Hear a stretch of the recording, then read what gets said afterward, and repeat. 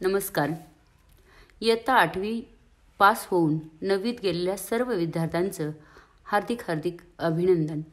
आज आपण इयत्ता 9वीच्या इतिहास या विषयाचा अभ्यास करणार आहोत. आतापर्यंत तुम्ही इतिहास आणि नागरिकशास्त्र असा विषय अभ्यासला आहे, पण इयत्ता 9वी आणि 10वीसाठी इतिहास आणि राज्यशास्त्र असा विषय अभ्यासणार आहात. इयत्ता 9वीच्या इतिहासात स्वातंत्र्योत्तर भारत इसवी सन 1961 ते 2000 पर्यंतचा इतिहास आपण अभ्यासणार आहे. तसंच राज्यशास्त्रामध्ये भारत आणि जग म्हणजे भारताचे जगाशी असणारे संबंध आपण अभ्यासणार आहे. एकूणच इतिहासामध्ये 10 पाठांचा अभ्यास करणार आहे आणि राज्यशास्त्रामध्ये 6 पाठांचा अभ्यास करणार आहे. इतिहासामध्ये इतिहासाची साधने, तसंच राष्ट्रनिर्मितीचे आव्हान भाग 1, राष्ट्रनिर्मितीचे आव्हान भाग 2 आणि बदलते जीवन अशा घटकांमध्ये एकूण 10 पाठ आपण अभ्यासणार आहे. त्यामध्ये पहिला पाठ जो आपण अभ्यासणार आहे तो म्हणजे इतिहासाची साधने. आपण इयत्ता 6वी, 7वी आणि 8वीलाही इतिहासाची साधने अभ्यासली आहेत. इतिहास म्हणजे काय मुळात?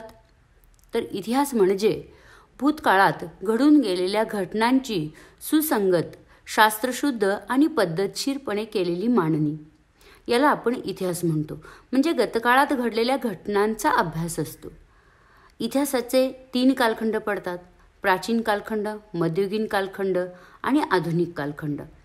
प्राचीन कालखंड हा इसवी सनाच्या 8व्या शतकाच्या अखेरीपर्यंत, तर मध्ययुगीन कालखंड 9वे शतक ते 18वे शतक आणि 18व्या शतकाच्या मध्यानंतर आपल्या भारतात आधुनिक युगाला सुरुवात होते. आधुनिक इतिहास आपण तिथून पुढे अभ्यासतो. इयत्ता 6वीला प्राचीन इतिहास अभ्यासला, इयत्ता 7वीला मध्ययुगीन इतिहास अभ्यासला आणि इयत्ता 8वीला आधुनिक इतिहास अभ्यासला. यावर्षी आपण आधुनिकच इतिहास अभ्यासणार आहे, पण स्वातंत्र्योत्तर कालखंडातील भारत म्हणजेच 1961 नंतर ते 2020 पर्यंतचा भारत. नुकतंच 1947ला भारताला स्वातंत्र्य मिळालं होतं आणि त्यानंतर नेमकं भारतामध्ये कोणत्या सुधारणा झाल्या, कोणत्या घडामोडी घडल्या, या वर्षीच्या इतिहासामध्ये आपण अभ्यासणार आहे. आधुनिक काळातील इतिहासाची साधने ही प्राचीन आणि मध्ययुगीन साधनांपेक्षा वेगळी आहेत. आता इतिहासाची साधने म्हणजे नेमकं काय हेही पाहिलं आहे आपण. तर ज्या साधनांच्या आधारे इतिहास लिहिला जातो त्यांना आपण इतिहासाची साधने म्हणतो. मग प्राचीन साधने अभ्यासली, लिखित, भौतिक आणि मौखिक साधने. मध्ययुगीन साधनं पण अभ्यासली. आता यावर्षी थोडीशी वेगळी आपण अभ्यासणार आहे.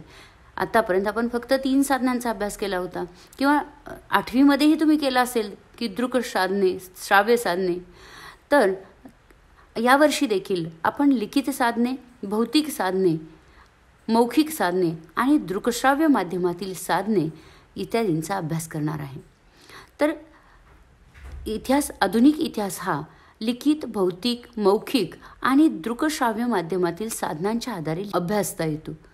आधुनिक काळात आपणास प्रादेशिक तसंच राज्यस्तरीय, राष्ट्रीय आणि आंतरराष्ट्रीय पातळीवरील साधनांची दखल घ्यावी लागते आणि या साधनांच्या मदतीनेच आपण इतिहासाचे लेखन या साधनांच्या मदतीनेच आपणास इतिहासाचे लेखन करता येते. पहिल्यांदा आपण बघणार आहे ते म्हणजे लिखित साधने. आता इथं तुम्हाला पुस्तकामध्ये दिली आहेत लिखित साधने कोणती आहेत. चार्ट दिला आहे. कोणती आहेत लिखित साधने? तर वृत्तपत्रे, नियतकालिके, रोजनिशी, ग्रंथ, पत्रव्यवहार, अभिलेखागारातील कागदपत्रे, सरकारी गॅझेट, टपाल तिकिटे, कोशवाङ्मय इत्यादी. यामध्ये वृत्तपत्र जी आहेत ती वृत्तपत्र अत्यंत महत्त्वाची आहेत. आपल्याला माहीत आहे वृत्तपत्रातून आपल्याला खूप काही माहिती मिळत असते आणि आजचं वर्तमानपत्र हे उद्याचा इतिहास सांगत असतं. आज घडलेल्या घटना ह्या उद्या इतिहास होत असतात. अगदी स्वातंत्र्योत्तर काळात देखील अशी वृत्तपत्र होती. ज्ञानोदय, ज्ञानप्रकाश, दीनबंधू यासारखी जी वृत्तपत्र होती ती लोकजागृतीचं कार्य करत होती. तसंच स्वातंत्र्यपूर्व काळात ज्यावेळी स्वातंत्र्य लढा सुरू होता तेव्हा केसरी आणि मराठासारखी वृत्तपत्र होती आणि ही वृत्तपत्र लोकजागृतीचं साधन होतं. आणि त्या काळात ब्रिटिश सरकारचं धोरण काय होतं, ब्रिटिश सरकारच्या धोरणाचा परिणाम काय होत होता इत्यादींचा अभ्यास त्या वृत्तपत्रांच्या आधारे करता येतो. तसंच ती वृत्तपत्र सामाजिक प्रबोधनाचं देखील कार्य करत होती. हे आपल्याला वृत्तपत्रांच्या आधारेही कळतं. त्याचबरोबर नियतकालिके. आता नियतकालिके म्हणजे काय, तर ठराविक वेळानंतर ठराविक काळानंतर निघणारी जी असतात त्याला नियतकालिके म्हणतो आपण. साप्ताहिक, पाक्षिक, मासिक, द्वैमासिक, षण्मासिक, वार्षिक, त्रैवार्षिक अशी जे असतात त्याला आपण नियतकालिकं म्हणतो. अगदी स्वातंत्र्यपूर्व काळात निबंधमाला हे मासिक होतं विष्णूशास्त्री चिपळूणकर यांचं. त्याचबरोबर प्रभाकर होतं, दीनबंधू यासारखी साप्ताहिकं होती. तर यातून समाज प्रबोधनाचं जे काम आहे ते केलं जात होतं. तर त्या नियतकालिकांमधूनही आपल्याला इतिहास कळतो. त्या नियतकालिकांचा उपयोग इतिहासाची साधने म्हणून होऊ शकतो. तसेच रोजनिशी म्हणजेच त्याला आपण डायरी म्हणू किंवा दैनंदिनी. जे काही असे लोक असतात की जे दैनंदिनी लिहितात आणि त्या दैनंदिनीतून देखील आपल्याला इतिहास कळतो आणि त्याचा उपयोग आपल्याला इतिहासाची साधने म्हणून करता येतो. काही ग्रंथ असतात की तत्कालीन समाजीवन काय होतं, तत्कालीन राजकारण काय होतं हे आपल्याला त्या ग्रंथावरून कळत असतं. ती ग्रंथ देखील इतिहासाची साधने म्हणून उपयोगात आणली जातात, लिखित साधन म्हणून उपयोगात येतं. त्यानंतर पत्रव्यवहार, जे राजकीय पत्रव्यवहार असतात की जे पत्रव्यवहार इतिहासाची साधने ठरतात. अभिलेखागारातील कागदपत्रे. अभिलेखागार म्हणजे काय, तर ऐतिहासिक दस्तऐवज ज्या ठिकाणी जतन केले जातात त्या ठिकाणाला अभिलेखागार म्हणतात. मग या अभिलेखागारात जी कागदपत्र असतात अशी कागदपत्रे इतिहासाची लिखित साधने असतात. त्यानंतर सरकारी गॅझेट. आता सरकारी गॅझेटमध्ये सरकार दरबारी नोंद असते, नाव असेल, जन्मतारीख असेल, तुमचा राहण्याचा पत्ता असेल. तर असं सरकारी कागदपत्र जे असतात ती सरकारी गॅझेटमध्ये असतात. अगदी आपल्याला नाव जरी बदलायचं असेल तर गॅझेट करावं लागत असतं. तर ही सरकारी गॅझेट ही लिखित साधने होतात. त्यानंतर टपाल तिकिटे. आता विविध आत्तापर्यंतची जी टपाल तिकीटं आहेत ती टपाल तिकीटं देखील लिखित साधन म्हणून उपयोगात येतात. त्यानंतर कोश वाङ्मय. आता कोश म्हणजे मुळात काय, तर शब्दांचा कोश असतो किंवा विविध माहितीचा वा ज्ञानाचा केलेला पद्धतशीर संग्रह, त्याला आपण कोश म्हणतो. तर असं कोशवाङ्मय जे आहे ते लिखित साधनांमध्ये येतं. त्यामध्ये शब्दकोश असतील, विश्वकोश असतील, सूचीकोश असेल किंवा संज्ञाकोश, चरित्रकोश असतील, असे कोश जे आहेत ते लिखित साधने म्हणून उपयोगात येतात. तसंच इंग्रजीमधील एन्सायक्लोपीडिया ब्रिटानिका हा सर्वात मोठा कोश आहे की जो संदर्भ म्हणून सर्व प्रकारची माहिती यातून इंग्रजीतून मिळत असते. तर असे कोश जे आहेत ते देखील लिखित साधन म्हणून उपयोगात आणले जातात. आपल्याला जादाची माहिती इथं दिली आहे. अशा जे चौकोन आहेत रंगीत त्याकडे दुर्लक्ष करायचं नाही, कारण त्यावर देखील प्रश्न विचारले जात असतात. तर अभिलेखागार म्हणजे काय आपण बघितलं, ऐतिहासिक दस्तऐवज ज्या ठिकाणी जतन केले जातात त्या ठिकाणाला अभिलेखागार असे म्हणतात. मग भारताचे राष्ट्रीय अभिलेखागार जे आहे ते नवी दिल्ली या ठिकाणी आहे आणि हे अभिलेखागार आशिया खंडातील सर्वात मोठं अभिलेखागार आहे. जी लिखित साधनं आहेत त्याची थोडक्यात माहिती आपण पाहतो आहे. तर आधुनिक कालखंडात वृत्तपत्र जी आहेत ती अत्यंत महत्त्वाची आहेत. वृत्तपत्रे ही लोकशाहीचा चौथा स्तंभ आहेत. या वाक्याला अधोरेखित करायचं आहे की लोकशाहीचा चौथा स्तंभ आहेत, तशीच ती माहिती देणारी प्रमुख साधनेही आहेत. 1961 ते 2000 या कालखंडाचा जर विचार केला तर सुरुवातीला छापील माध्यमांना विशेषतः वृत्तपत्रांना पर्याय नाही असंच दिसतं. म्हणजे वृत्तपत्रातून खूप सगळी माहिती जी आहे ती आपल्याला कळत होती. जे प्रसारमाध्यम म्हणतो ते प्रसारमाध्यम म्हणून वृत्तपत्र अत्यंत कार्यक्षम होती, चांगल्या प्रकारे कार्य करत होती किंवा आहेत आजही. पण तरीही भारतात उदारीकरण सुरू झालं आणि इंटरनेटचा वापर जो आहे तो खूप वाढला. जागतिकीकरणात इंटरनेटचा वापर वाढला, आंतरजालाचा वापर वाढला आणि छापील माध्यमांना पर्याय उपलब्ध झाला. आंतरजालाच्या सहाय्यानं खूप माहिती लगेच क्षणार्धात उपलब्ध होऊ शकते.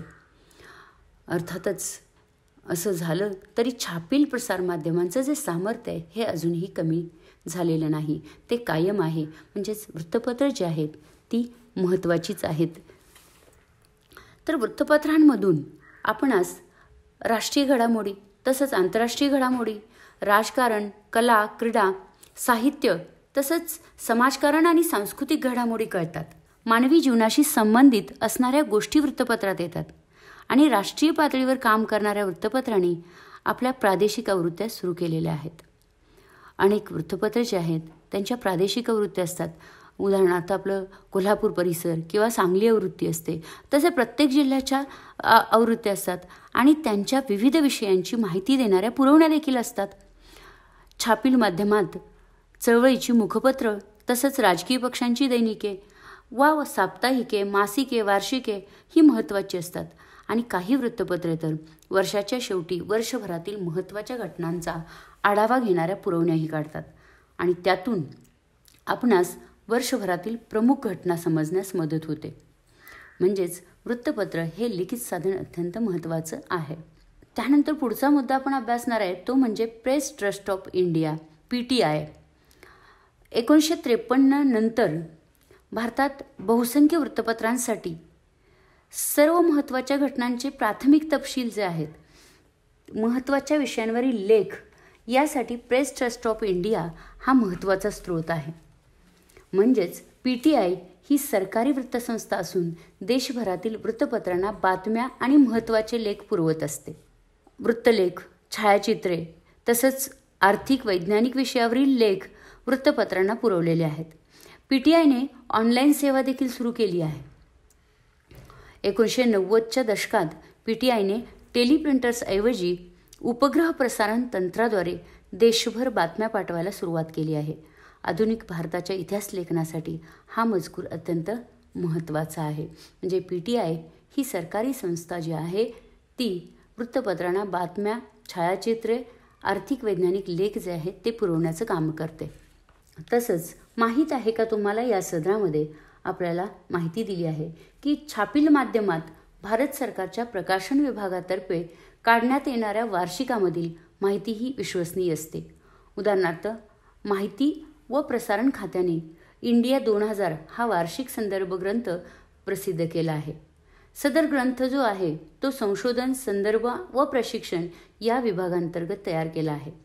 या ग्रंथात भूमी, लोक, राष्ट्रीय प्रतीके, राजकीय व्यवस्था, संरक्षण, शिक्षण, सांस्कृतिक घटना, विज्ञान व तंत्रज्ञानातील घडामोडी, पर्यावरण, आरोग्य व कुटुंब कल्याण, समाज कल्याण, प्रसारमाध्यमे, मूलभूत आर्थिक माहिती, अर्थपुरवठा, नियोजन, कृषी जलसंधारण, ग्रामीण विकास, अन्न व नागरी पुरवठा, ऊर्जा, उद्योग, व्यापार, वाहतूक, संदेशवहन, श्रम, गृहयोजना, न्याय व विधी, युवा व क्रीडा विभाग इत्यादी क्षेत्रांमधील घटनांचा आढावा तसंच सर्वसाधारण उपयुक्त माहिती जी आहे या माहितीचा समावेश याच्यामध्ये आहे. अशा माहितीच्या आधारे आपणास इतिहास लिहिणे शक्य होते. म्हणजे इंडिया 2000 हा वार्षिक संदर्भ ग्रंथ जो आहे तो देखील आपल्याला ऐतिहासिक साधन म्हणून उपयोगी पडू शकतो. याची वेबसाईट दिलेली आहे. ह्या वेबसाईटवर जाऊन आपल्याला तो ग्रंथ पाहावयास मिळू शकतो. राहिलेला जो पार्ट आहे तो आपण पुढील भागामध्ये पाहणार आहे. धन्यवाद.